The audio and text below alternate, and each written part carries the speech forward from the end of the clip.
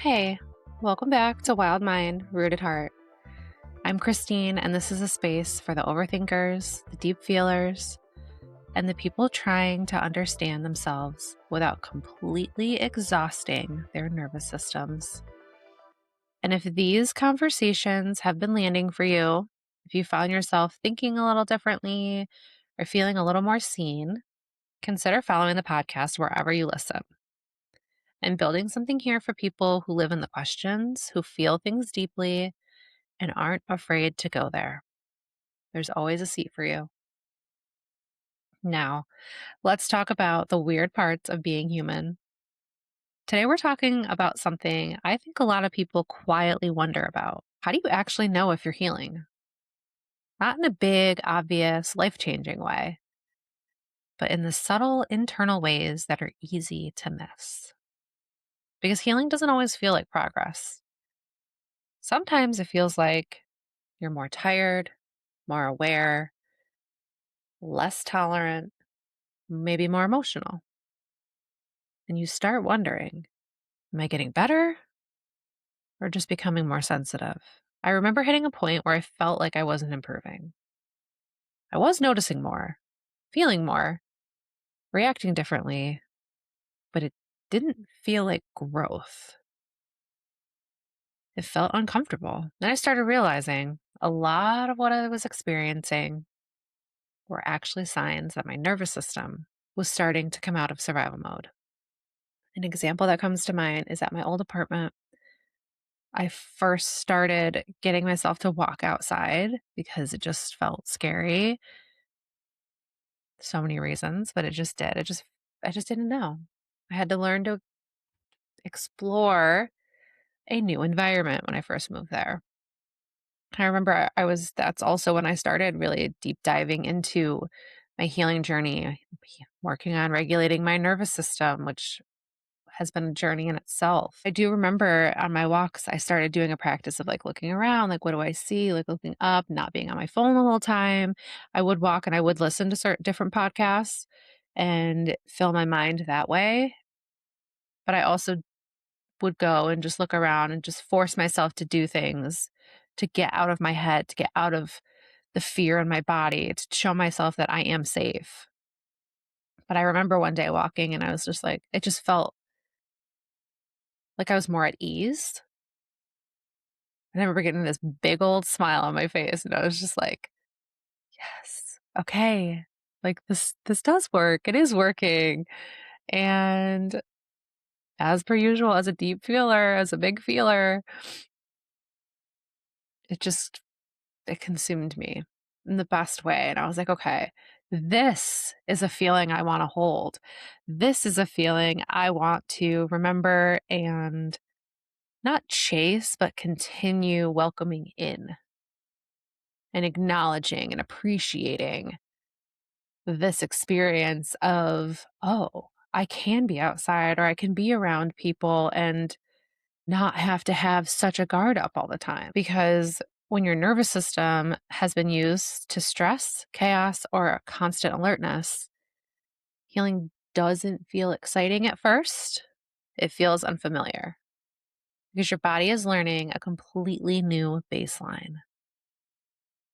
And that couldn't be more true and accurate. I remember first learning to regulate my nervous system and doing different practices and somatic work. And I remember at first I was like, this isn't working. It's not doing anything. I had to do a lot. I mean, I've been in survival mode my whole life. So trying to come out of that, my body was like, what the hell are you doing? Like, are you trying to actually put us in danger? And I would just calm and breathe through it. That's my best tip too. When people look at me like I'm insane, but it's like, just breathe through it. If you can focus on your breath, you can get through anything. If you can pause and just focus on your breathing. Slower paced, intentional breathing. When, especially if you're probably used to shallower, shallow, fast paced breaths, slowing it down is going to feel probably unsafe. It's going to feel weird. It's going to feel wonky. But the more that you do it because this isn't something that's harming you. This is something that's going to help you. And that's another thing that I tell my brain when I'm working on something that feels challenging. And I'm recognizing a lot of resistance coming up. If something is good for me, I tell myself that and we keep going with it. That could have something to do with me having a Virgo rising, very much about health and discipline and all the things. I want something different. I want a different life than what I've had prior to. I want different experiences.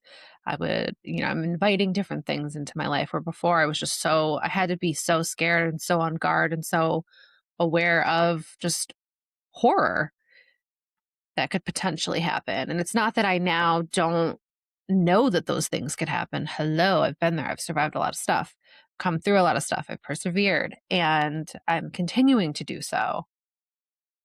But the difference is I don't let those fears or that feeling control me or control my nervous system anymore. I do my best to be aware of what's going on and what I'm feeling and knowing that I'm an emotionally regulated adult, hair toss. It helps me feel my feelings more to let them move through me because I know that. I know when I just swallow something down. I know when I repress something, when I dismiss it, ignore it, avoid it, it's still in there. Your body's still holding on to it. I want to shake it and let that go. Let it go. Now let's get into the science. Here's what science actually tells us. And I love this because it makes sense of stuff we've all felt but couldn't name. Dr. Stephen Porges, who developed polyvagal theory, describes safety not as a thought you can think your way into, but as a biological state your body has to learn through repetition, through proof over time.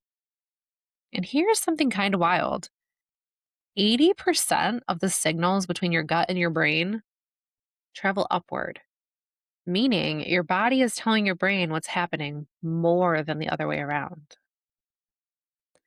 So when you're trying to think your way to calm, your body might have other plans. The brain can rewire, neuroplasticity is real, but it doesn't happen in breakthroughs. It happens in the ordinary moments, the quiet ones. So instead of looking for big transformations, it helps you notice the small shifts. You start craving calm instead of chaos. Things that used to feel normal, unpredictability, emotional intensity, start feeling exhausting. That's not you getting soft. That's your system finally learning what it actually prefers. You notice your reaction sooner. You might still react, but you catch it faster. There's a moment of awareness that didn't exist before. And that gap, that's everything.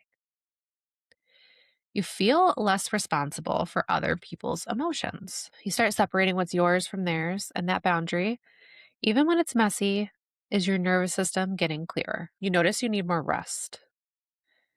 Your body is processing, recalibrating. Coming out of survival mode takes energy. Let it. You start to tolerate less in a clearer way. Not reactive, just cleaner. Things stop feeling aligned, and you notice it before you explode about it. You feel more, even when it's uncomfortable. Numbness starts fading, emotions come through more fully, which can feel overwhelming at first. You might cry at a commercial, a bird, someone being kind to a stranger. That's not falling apart. That is thawing. And you begin choosing peace over proving a point. You don't need to explain everything, win every argument, or justify your feelings to people who weren't going to get it anyway. I used to think calm meant something was missing. Now I realize nothing being wrong is actually a very new experience for me. My nervous system used to pull up like, wait, no chaos? Should we create a problem? Or, and that suspicion of peace, that's actually one of the signs when calm starts to feel less suspicious. When you stop waiting for the other shoe to drop, that's your system learning to trust good. If you're into human design, more specifically, if you have a defined solar plexus center, healing for you looks like learning that your emotional waves aren't problems to manage. They're your wisdom moving through you.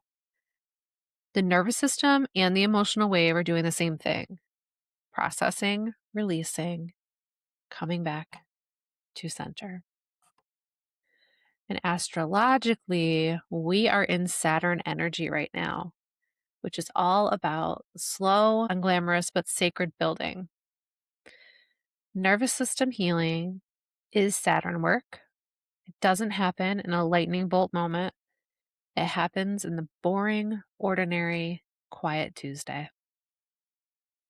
And I want you to hear that as good news. Healing isn't about becoming a completely different person. It's about your body learning that it doesn't have to stay in a constant state of alert.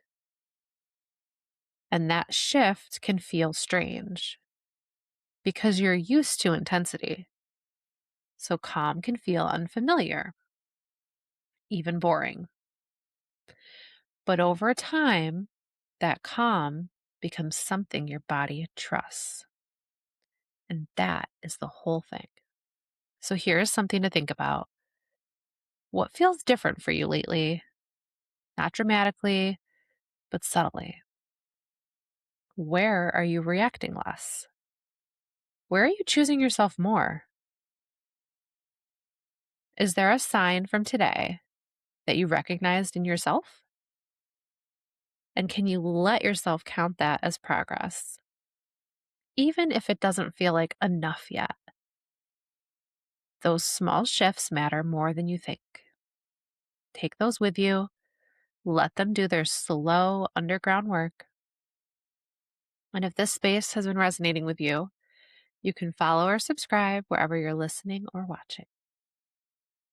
I'm really just building something honest here, and I'm glad you are a part of it. As always, thank you for spending this little pocket of time with me. Take what resonated today and let it settle. Let what landed sink in. And anything that didn't quite fit can just rest nearby for now. Sometimes healing isn't loud, it's quiet. It shows up in the way you breathe, respond, and move through life. Until next time, take care of your mind and stay rooted in your heart.